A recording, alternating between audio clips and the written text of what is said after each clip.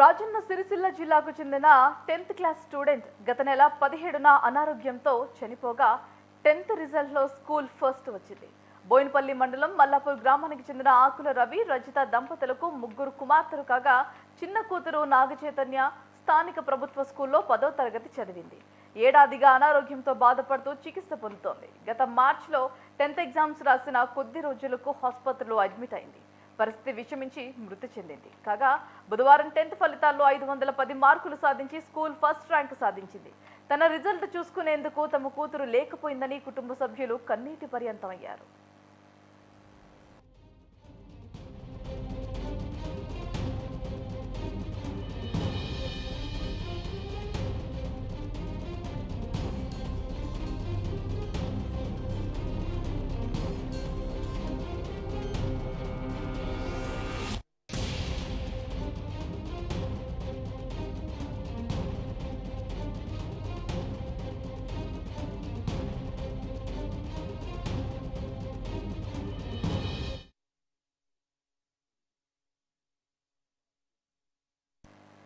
రాజన్న సిరిసిల్ల జిల్లాకు చెందిన 10th class student గత నెల 17న అనారోగ్యంతో చనిపోగా 10th రిజల్ట్లో స్కూల్ ఫస్ట్ వచ్చింది. బోయినపల్లి మండలం మల్లాపూర్ గ్రామానికి చెందిన ఆకుల రవి, రజిత దంపతులకు ముగ్గురు కుమార్తెలు కాగా చిన్న కూతురు నాగచైతన్య స్థానిక ప్రభుత్వ స్కూల్లో 10వ తరగతి చదివింది.